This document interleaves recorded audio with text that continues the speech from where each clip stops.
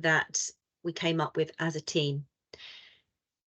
These three provocations that you can see at the bottom of the screen will be the 3 sections within this webinar. And the challenge that we will put to you is to really think about how many times you've heard that in your setting. The question of how that makes you feel and what impact you think that has on your work. At each section, you'll see there'll be a poll that will come through, and we'll be asking you a question about that statement. And then there'll be an opportunity for discussion. So there'll be some presentations and an opportunity for discussion. Please take the opportunity to answer the question in the poll. I will be handing over in the first instance to Kath.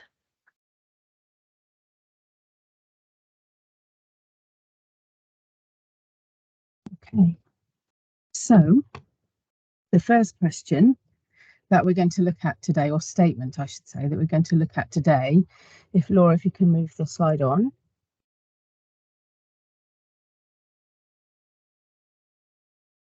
Is this one. Something I'm fairly certain that we've all heard in some form, tends to come in some slightly different forms, and from many different sources. So we might hear this from other practitioners, professional colleagues, we might hear it from parents, very occasionally we might hear it from children, we might hear it from visitors to the hospital, people coming to visit our wards and to look round. And also we might hear it from the general public. I'm not sure about anyone else. I'm sure I'm not alone in being slightly nervous whenever anyone says to me, what do you do for a job? And because the answer is often, when I tell them, my answer is often, their answer to me is often, oh, that must be such a lovely job. What fun it must be to just play all day. I know from speaking to play specialists in lots of different settings, it's a bit of a heart sink moment when that's the response that you get.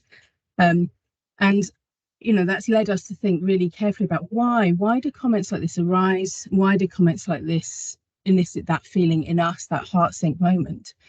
And I think the reason why it's such a difficult interaction to have with people is the issue here is the use of the word just. The use of the word just, the term just playing, just play.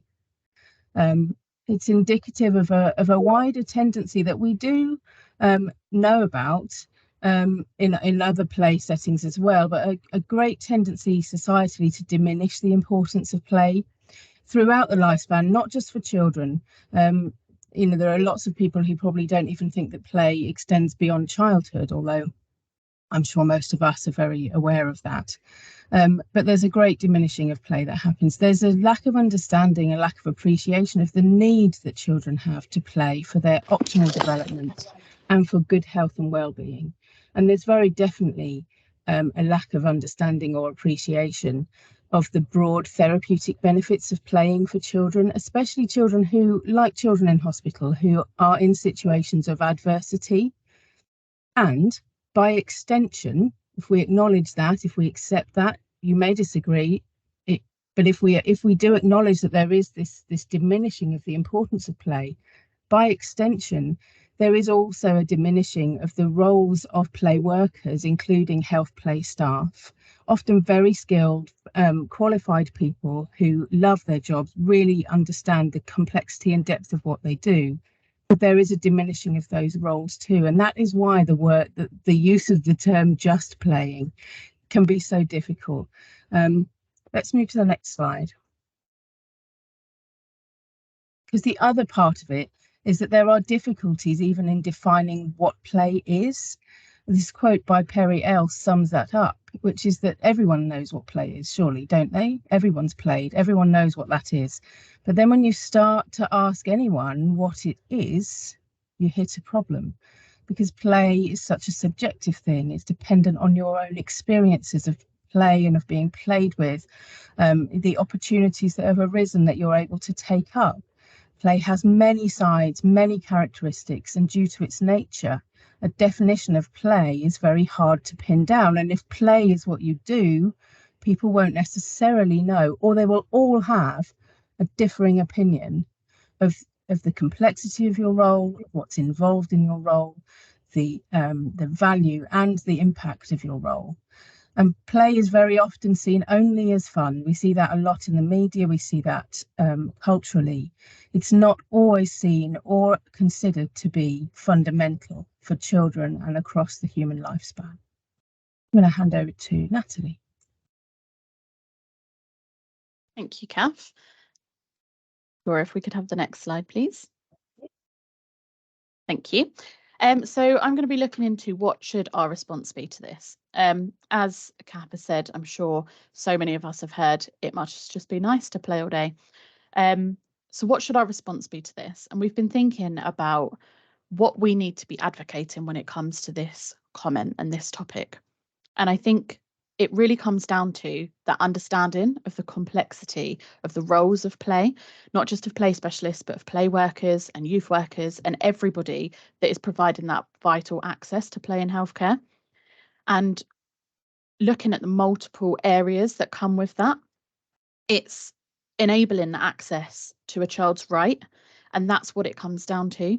It's when we're able to do that and we're able to do that well, we need to be advocating for the fact that that brings the familiar environment for the child when they're in the healthcare setting, enabling them to feel safe and feel comfortable and confident in what's being asked of them, giving that child a voice, letting them be able to express themselves through all of the really difficult things that they may be going through.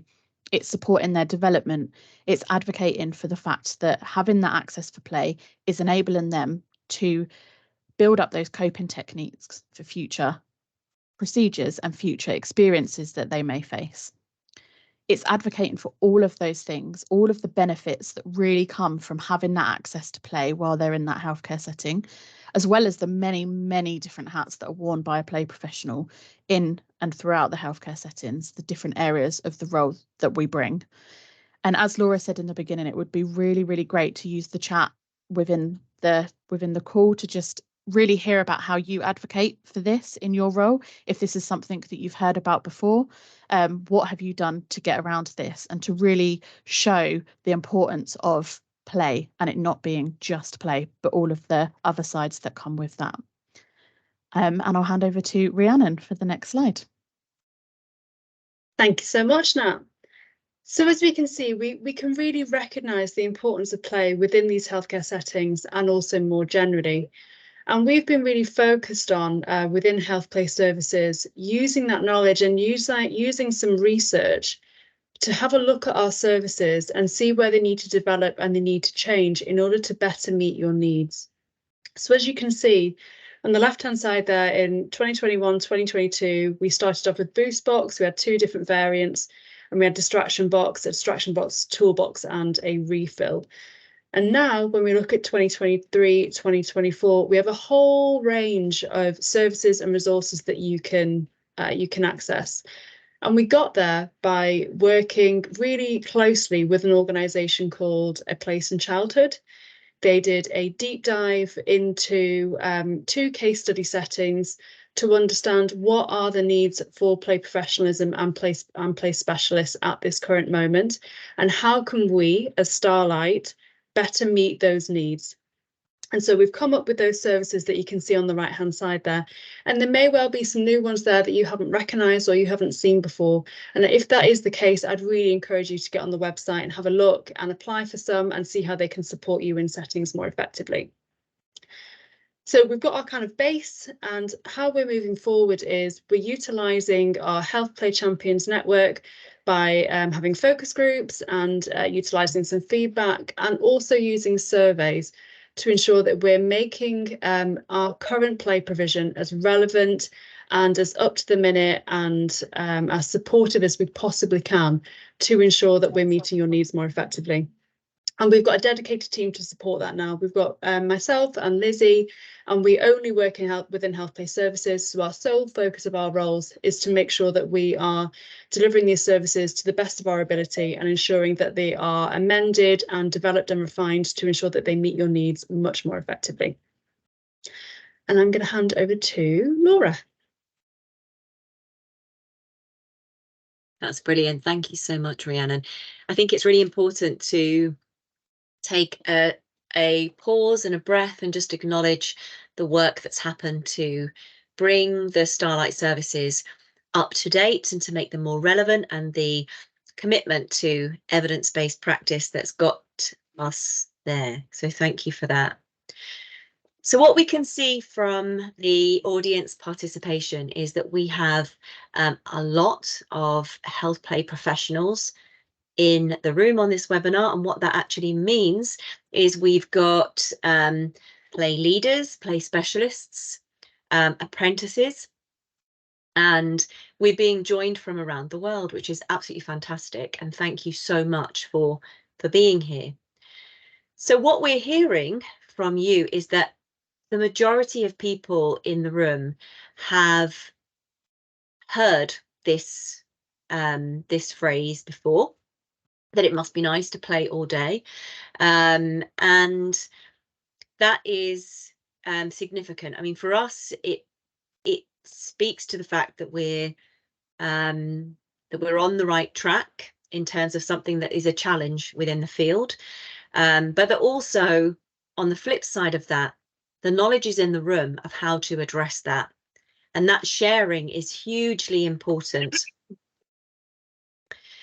So in terms of looking at what has come through, we've heard about making plans for children going to theatre and advocating for them. So, of course, that's one of the sort of major homes of a play specialist, is to support children going for surgeries. But the key thing in here in this comment for me is about the communication element of that.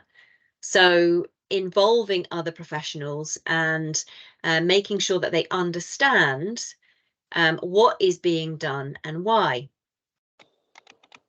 There's a fantastic comment here around a playful way of supporting a child with diabetes, and that playful technique in itself is something that can also support other professionals to understand how you work as a health play practitioner, and probably that is about what it keys into as a human being, and the playfulness in you, in that member of staff that responds to the way that you're working. So it's easy to see why that's going to work and how you work if you can see it in practice. If I could hand over to the panel, do you have any experiences that you would like to share of this issue? So hearing that, of being told it must be nice to just play all day, that sort of fundamental misunderstanding of what it is you do in your role.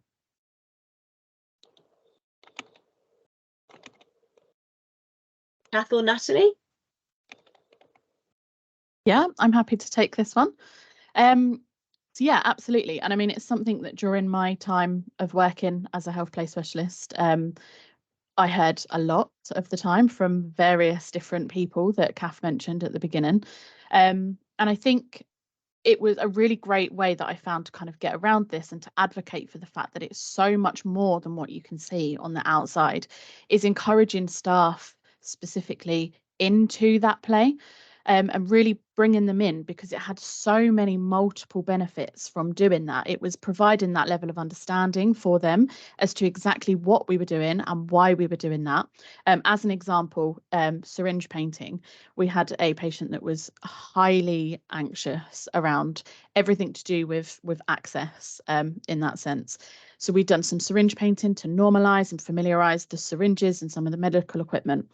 And we found bringing in some of the other staff to join in, not only did it show them what we were doing and why we were doing the syringe painting and the benefits that came from that and how many layers there were to that play session, it also really built that trust between the patient and the other areas of the staff on the ward. It built that trust, it built that relationship, and it had so much to it. It was so many layers, and you could just see just the benefit that came from that.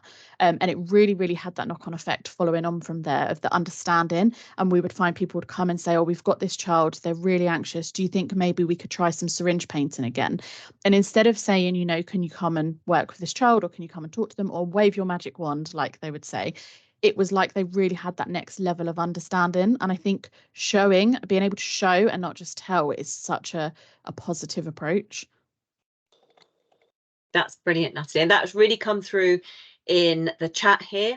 There's lots of examples of making displays, ways to communicate to other staff. I think that's a really great point, Laura, about visibility. So making sure that what you're doing is really visible. And I absolutely, you know, not only love the idea, but I really support the idea of having sort of the resources that you create available as educational pieces. One of our sort of greatest aims is to have play training as a mandatory module for all staff coming into children's health environments, so that it is absolutely understood as a non-negotiable way of communicating with children. It's worth mentioning at this point as well that at Starlight, we're developing the website as a hub for professionals. And as we often get asked for examples of different pieces of, say, job descriptions or methods of doing things, we're creating a space where you should be able to go and see examples that people have shared. Anything else from the panel on this topic? I mean, in the chat, this is just such rich material that's coming through. Thank you so much. I think sometimes it comes down to how we also document our work. So we should all be writing after our encounters with patients in the nursing, in the patient's notes. And there's something about, I sometimes have found myself thinking, well, how do I write up the just painting that we did together? And sometimes it's kind of getting your ducks in a row of like, actually, what did that involve? Why did I choose that? I've just noticed someone in the chat said, you know, I know what I'm doing and I know why I'm doing it. Maybe that needs to be our mantra as we sit to write those notes. You know, what did we do? Why did we do it? And what was the outcome? What? Because all you're doing in those notes also is writing your observations, not really your opinion or any of those things. It's your observations. So actually being able to think, well, this is a child who I didn't think was speaking very much and they were concerned about their low mood or whatever, but actually being able to say, this is why I was asked to work with them. This is what we did. This is how long we were together. And in that time, this child spoke to me and had, you know, a good conversation, or there was some vocalizations, there were some giggles, there were some facial expressions. You can put those down because you may be the only professional on that very sad day when so-and-so broke their ankle that they smiled, and everyone else is very worried about their low mood, but you've seen that actually they can be brought out of that through playing. You may have that one little piece of puzzle that builds up a bigger and better picture of how the child really is or what the child really needs. So I think there's something to be said about, and also narrative, just telling the story. If you're in a position where you can do that, say, well, this is what I'm seeing. This is what I think is happening. This is what I think we might need to try. Can be very powerful. That's lovely. Thank you so much, Kath. Thank you, Natalie. Thank you to Lizzie and Rhiannon as well. And thank you to everybody in the chat who's contributed. We're going to move on now to the next section. Lovely, thank you. So the next section that we are going to be looking at is, does the NHS pay you to do that? And I think the underlying reason for this is the misunderstanding of the complexity of the role of a play practitioner and all of the layers of that and everything that comes into that. And we looked at why. Why is it that we hear this? Why is it that people say this to us? And I wondered, when thinking about it, how much of it is down to the fact that they haven't experienced the benefit of the power of play in healthcare? And how are they supposed to know what benefits that brings and the impact that that has if they haven't been fortunate enough to see it in action and see some of the incredible outcomes that can come from having access to play in healthcare and having that support there for that child? it's the invisibility of the role. And we were talking about even the child's experience. If the child either hasn't been in the healthcare system before and hasn't needed to access play specialists and play workers, they may not understand that that is there for them to access, and they may not be able to really reap the full benefits of having that there for them, as well as looking at the roles of the MDT. If they're new into the hospital or into the healthcare setting, if they haven't had the pleasure of working with a play team before, they may not be able to understand fully the benefits of that. And I think a lot of the time, possibly that's where it comes from, and that's why we hear this, because it's that the invisibility and that real lack of understanding of the role that comes with being a play practitioner, and really just how in-depth that work is that happens within the healthcare system with play, and providing that access to our patients and our families and everybody that we work with. So we'll hand over to Kath now to have a look at what our response should be to this. Oh, sorry, Lizzie. I'm handing over to Lizzie next. Sorry. So following on from Natalie, we wanted to look at just how much resource is available in hospitals at the moment. So our insights team did a freedom of information request from 140 NHS trusts and health boards back in 2021-2022, just to find out what resource is currently available, the types of budgets, and who else is providing support out there. And the top lines from that really aligned with our application process and the amount of applications that we've been receiving through. So these are just some of the top lines from there. So there was nearly 2 million hospital admissions a year for children aged 0 to 17. The health play workforce comprised of 1,156 health play professionals, of which 571 are health play specialists, and the remaining staff are play managers, nursery nurses, students, volunteers, and play workers. We also found that an average ratio of only one full-time health play specialist for 4,521 child admissions to hospitals per year. And 47% of health play specialists worked part-time, and the majority of the play team did not work on the weekends. So there wasn't that guided play available for children on the weekends. 71% do not have a designated budget for play resource. So resource is classed as toys, games, arts and crafts. Again, this aligns with a lot of the conversations that I've had working in hospital services, where we do get a lot of requests asking for pencil crayons and activity pads, and just really like the basics. I've had conversations with play specialists that use their own money to buy play resource to support the children that they are working with as well. Approximately 15% of trusts and health boards have policies or procedures for delivering play in their settings, and 85% had no appropriate guidance nor standard for health play. So then, taking that all into consideration, we looked at our applications last year from non-play professionals. So we wanted to see other health professionals recognising that play is vital for the work that they do in health settings as well. So last year we had 1,205 non-play professionals apply for resource from Starlight. Between those people, 6,978 forms of targeted health play was provided for them. So either a boost box, a Playwell box, gaming bundle, a rocking R or sensory voyager. So some form of support was provided to them from Starlight, and that works out to be an average of 5 boxes or forms of resource per applicant last year overall, and then broken down to 1.4 boxes per month. So taking all of that into consideration, it does reinforce the need for play, and it also reinforces that non-play professionals also recognise this in the profession. Next slide, I think it's back to Kathy. Yeah, thank you, Lizzie. Yeah, so we can see from those, I mean, I still find those astonishing numbers, and yet I have also been a play specialist with no budget for play and not working at the weekends. So I find them difficult to kind of swallow, and yet I've also lived them out. So I think it's it's important that we find them shocking. I think we should never be complacent about that. And we can see from those figures that Starlight have acquired through their research with play staff, that the need of play services and supplemental play resources especially is really high. But we also know, and that was a really hard-hitting ratio number, you know, that the workforce is still relatively very, very small, and particularly it's small compared to need.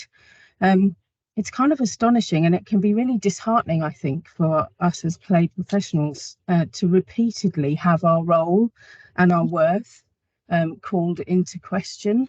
I think that is coming through on some of the comments that are coming into the chat as well, people just feeling very frustrated by this particular question or statement. Yet the play needs of children are so key, and they are, I believe, as important as good nutrition, as adequate sleep, other things that are fundamental for well-being. It seems astonishing that the purposeful employment of professionals who can attend to the play needs and to provide play as a service should be questioned so overtly and also so often. And yet we know that it is. So what should our response be? What information do we have at our fingertips that we can use to answer or respond to this question in a kind of calmer manner and measured way, which can sometimes be the challenge? I think the response can be twofold. We have got legislation and guidance at our fingertips that we can bring out if we're needing to make a case, if it may feel a bit defended, but there is some fundamental information out there that can justify why you would pay a play professional to be in a hospital setting with children. And the UNCRC is our go-to often, because it is this foundational level that sets out that every child, every single child, wherever they are, whatever their circumstances, has the right to relax, play, take part in a wide range of cultural and artistic activities. And that has been enshrined in international law and guidance for a long, long time now. Since in more recent years, though, there has been a general comment added to this Article 31. And that specifically advocates for the fact that there is a particular need of children who are ill and or in hospital, and that their needs require particular attention and a particular response. And it is also stated in there that appropriate provision is required and will have an important role in facilitating the recovery of children. It's really important that we don't forget that part of it too.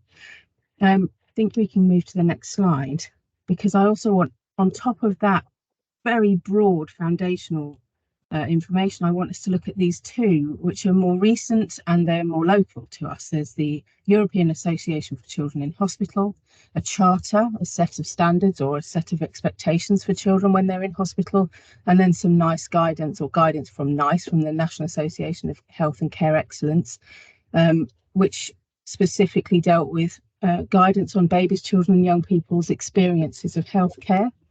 And both of these documents lay out an expectation that there will be provision for the play needs of children, that the environment will allow for play, the spaces to play. There is a range of easily accessible, age-appropriate recreation activities. And within that, it may not be entirely overt, but particularly in that part from the NICE guidance, it does speak of the therapeutic benefits of play, including to reduce boredom and anxiety while waiting for appointments or interventions. It doesn't necessarily stress that part to it, but it is there, and it's important that we amplify that and pull that out if we need to. But then, of course, beyond the guidance and the policy part of it, if we move to the next slide, we can see that the other part of our response is that we know that play works. And research is increasingly demonstrating that, and we're seeing impacts of play interventions and play provision in quite specific places. So we really do see that play can affect the efficiency of health services. That needs a lot more work, but it really, we know that it can, and research is beginning to back that up. There's also an understanding that if certain play interventions are put in a very set way, that you can achieve greater cooperation or improved coping by children, that play is becoming increasingly recognised as a non-pharmacological intervention or part of a package of pain relief and relaxation, and that can lead to the reduced need of general anaesthetics or sedation for things like MRI scanning. And so that's very exciting when it happens. But further to this, we also know that it is the connection that makes all the difference to the impact of the work. I've included a picture of a French playroom in a hospital where I had the unfortunate experience of being there with my daughter when she was 14. But this was the playroom on her ward, and it looked like this for the whole week. France don't have play specialists. So they had a beautiful playroom and they had a full ward of children, but the two did not meet. And it just showed to me, watching from my little side room for a whole week, that the provision of play, which is what Judy Walker says, provision of play is not alone enough to ensure that play will occur in a hospital setting. When children are anxious, when they're sick, they have a lot of things that are barriers to them accessing play. And the presence of play staff is imperative if the child is to engage in play in a meaningful way. You have to have people, otherwise it's just a really pretty playroom, but it's not a space which children are engaging with. In the same way that an iPad can't do distraction. You have to have somebody holding it, talking about it, pointing at it, showing children what to do, and inviting them into the play space you're creating. We know that it's not the iPad, we know it's the connection, and we have to start really showing that and being clear that help efficiency and coping in a really dramatic way. Laura. That's brilliant. Thank you so much, Kath. I think that is it's so powerful to end on that note, that it really is the relationships that matter. iPads on their own don't prepare and distract children. It's the sensitive adults.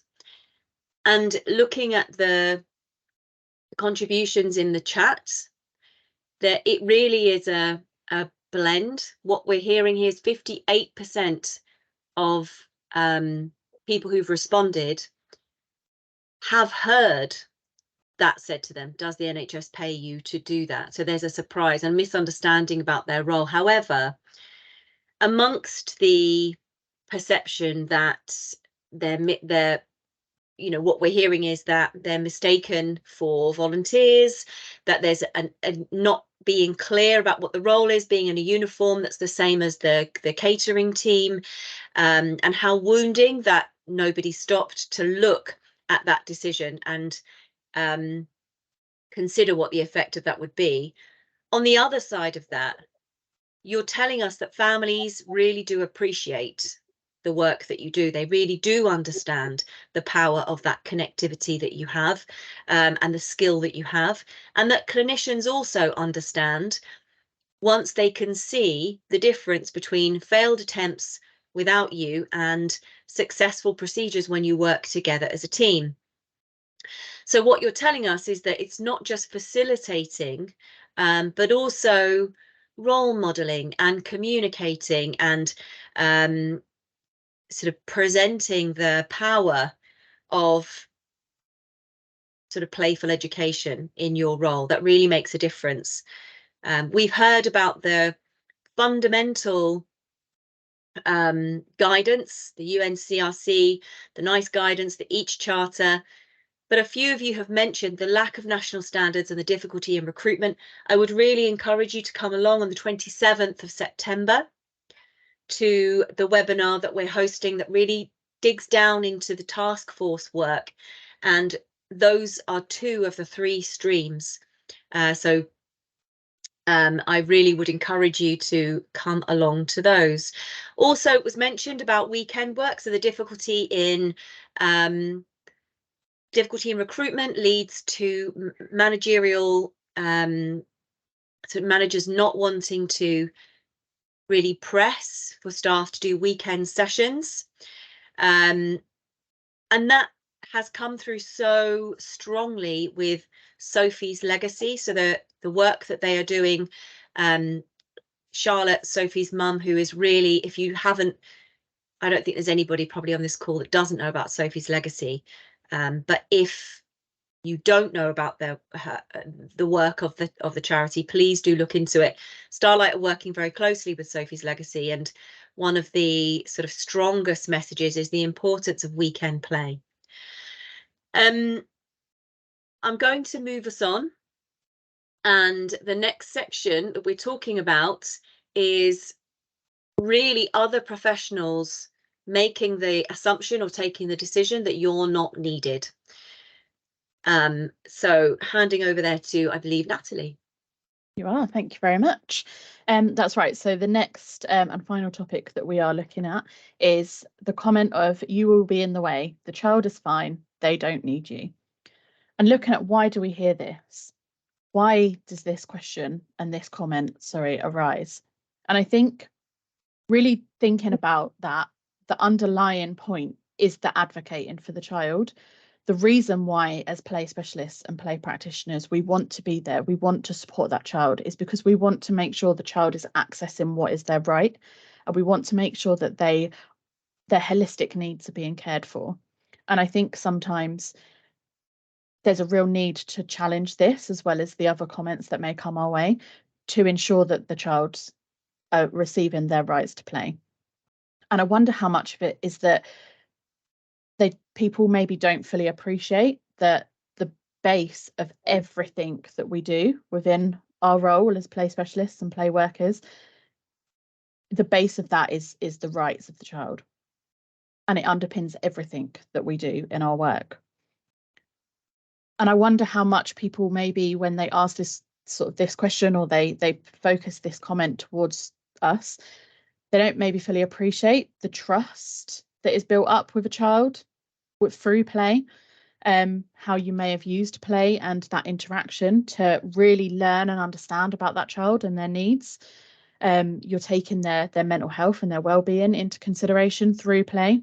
You're reducing the trauma that child may face through their experiences of being in the healthcare system. And I wonder if sometimes the sort of professionals can focus so much on that end goal of getting that blood test done or getting the child through that scan, that sometimes we forget about the child's experience and how important it is to make that as positive as possible, not only to reduce the trauma that child may feel, but to build the coping techniques and coping mechanisms for future procedures and future experiences of being through the healthcare system. Sometimes I feel, is it because there comes with a bit of a parental reticence to involve play staff, worrying if they haven't seen the benefits of PrEP before, worrying what that information may do to that child and how the child may feel. And I think all of these things can sometimes lead to the "you'll be in the way, the child is fine and they don't need you." So how do we respond to this, Kath? As a question, I find this can be a really difficult exchange, like really wounding. And Laura used a really good word there. It's really wounding for us as individuals. I think as professional as we try to be, I certainly know that this can be the most disheartening and discouraging exchanges, especially because it often happens or can happen around or after you've already done some preparation input, you've already met the child, you've already started on that journey of making a relationship of trust. You know when you've found out when the child is having a procedure, you've got it all ready. You've said to colleagues, please don't take them down without me. I'm just going to be over here. Call me, bleep me. Here's my number. You have covered all your bases. My experience is it's usually the point that you think, I'll just nip and get some paint. You come back to find the bed space empty, and it is one of those moments. It's a bit of a heart stop moment for me where I think, oh my goodness, do I run after them? Do I go? What do I do? What do I say when everybody comes back? I couldn't have been more clear, and it's incredibly disheartening. It can be very, very difficult to confront as well. Everyone is so into like what's happening now, that we don't often get a chance to go back and review anything, but certainly to go back and say, I don't think that went as well as we could have, if we'd worked better together. And also confrontation is difficult. We tend to avoid it because it's uncomfortable, and finding space for timely conversations away from the gaze of children and families. It's not appropriate to have these conversations or get into a kind of combative situation with our colleagues in front of them. It can be really difficult to just know how you respond in the face of a blocking comment, which is what this is. It is a blocking comment. But at times like this, I'm often drawn back to the very basics of my role as a play specialist. And I really love this quote from a American child life specialist. I've changed it slightly so it reads play specialist instead of child life. Or Erin Munn won't mind. And you know, at its essence, a play specialist role with children and families boils down to two primary goals: supporting children's optimal development and facilitating positive coping in the face of challenging circumstances. So I sometimes have to, when I'm lacking in confidence myself, if I've had one of those blocking moments thrown at me, I have to return to those questions thinking, is what I'm planning to do, attempting to do, for the purpose of either supporting a child's optimal development or facilitating their ability to cope in these circumstances? I might even ask myself, am I aiming to aid their understanding? Is my work seeking to mitigate trauma? Is this a potentially traumatizing experience for the child? Does this activity fulfill a child's right to play? I've often thought that when I'm cleaning paint pots and making Play-Doh. Is this? Yes, it is. Then it is absolutely part of what I'm doing, because if the answer is yes to these questions, not even all of them, just some of them, then we're working within the scope of the play specialist practice. We're fulfilling our unique role with. We should feel confident, however difficult it is, however much your voice shakes, to address areas of discord within our teams and with professional colleagues. But sometimes it really is about choosing your moment, or it is about choosing your method. Is it a quiet and careful conversation with somebody saying, next time, please call me, I was really clear, and was there a reason why I wasn't called? Or sometimes it's thinking, right, how do I take an opportunity to educate, to run a teaching session, to give out information, to have all the students that come this way? How do I make a change that will just address this without the confrontation? It's not to say the confrontation isn't always sometimes needed or necessary. I think it's also about knowing who your allies are. It's also thinking, is this an issue that needs to be raised or ward area just within my team? Is this a trust-wide cultural change that has to happen? And in most cases, it probably is a bit of both, and both will need a slightly different approach. But when it also comes to asserting your role, your purpose for being present, supporting children and young people, there are a number of sources, as is the last point, that can support your work that you can pull on. And I want you to feel that you've got a little armory of things you can pull. So if we move to the next slide, the first of those is the HEPSET Code of Conduct and Professional Standards. We sign up to this, we renew our registration, and we sign up to this yearly. This states very clearly that we are in a position where we are able to practice within particular boundaries of our profession, that we have a scope of practice. If our scope of practice covers these things, then we should be doing them. That we have the ability to practice as autonomous professionals. In my opinion, this is what I need to do. In my experience, this will work with this child. And I have my training and my experience to back me up with that.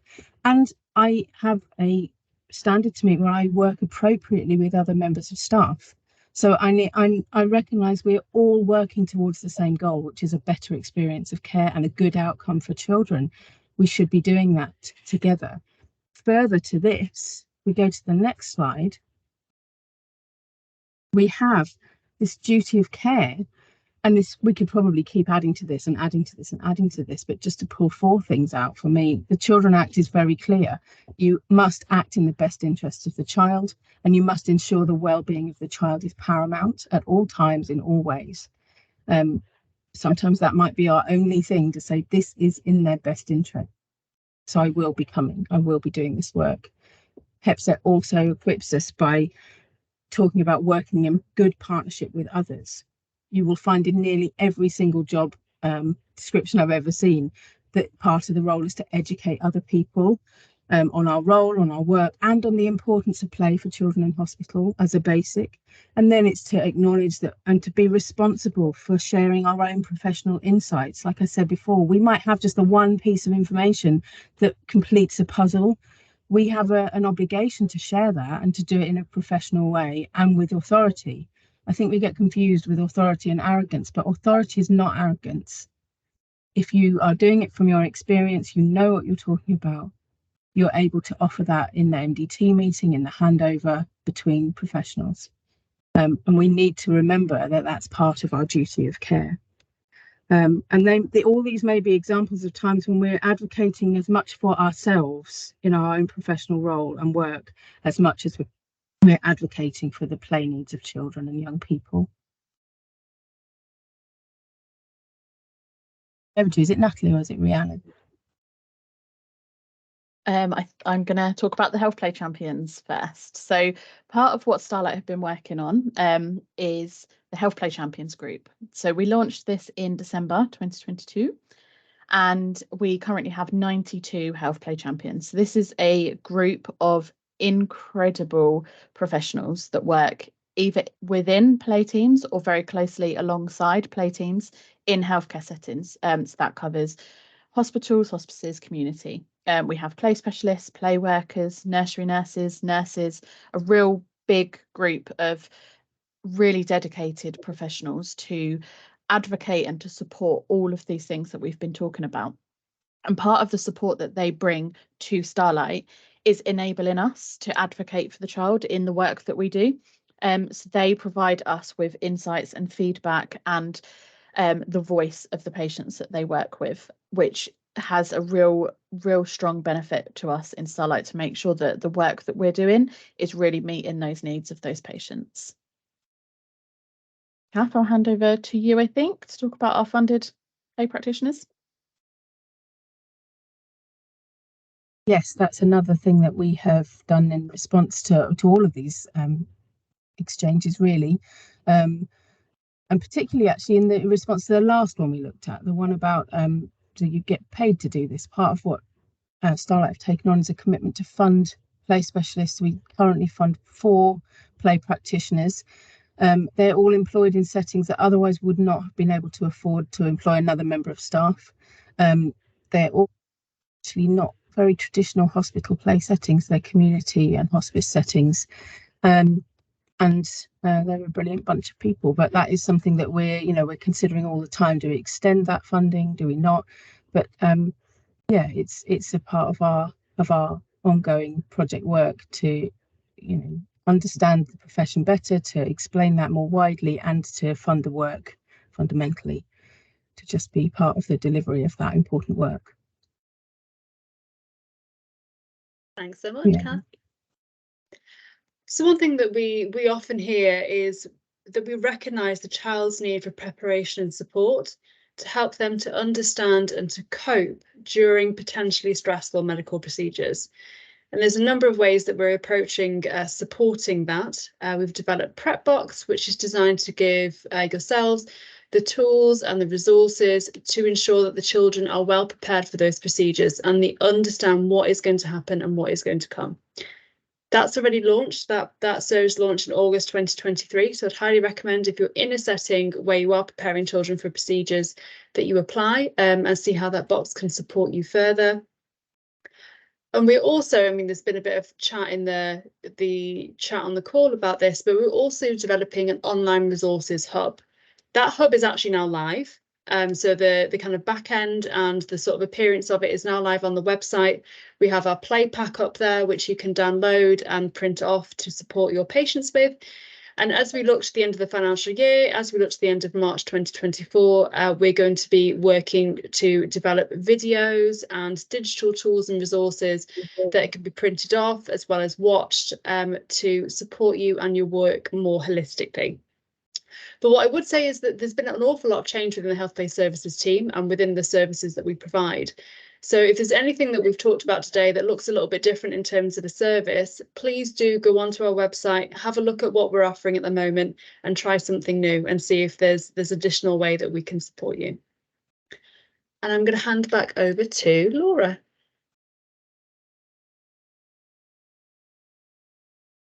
Thank you so much, Rhiannon. So as we draw the webinar to a close, I want to just really thank everybody on the call for not only just attending, but being so interactive during this call, and so much has come out. In this last section, we've heard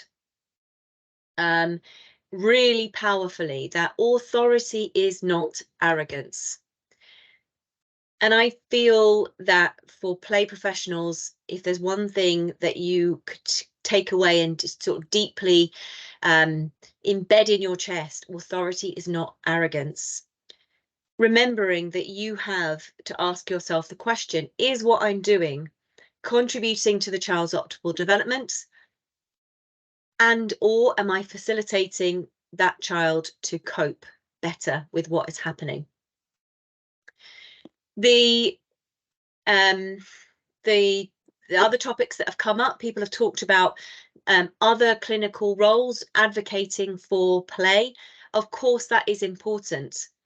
That shared understanding of the importance of play and the importance of what you are doing in your role, not only for middle-aged children, but also for babies and for older children. Of course, that's important for them. So there's something about training, advocacy, sharing information. The suggestion was made that students on the play specialist course should have something in a module that touches on advocating and teaching. Absolutely agree with that. Kath has reminded us of the code of conduct and the impetus that you have to teach, to continually share that information, and the fact that you can always fall back on that section in the Children's Act about putting children first.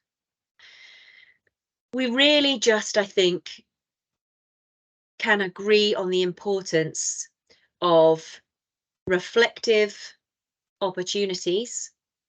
If you are not given those structurally, can you create those opportunities for yourself? Because as somebody said in the chat, giving that feedback to a colleague in a timely manner when things have not gone well could be the difference between building resentment and fantastic working relationships.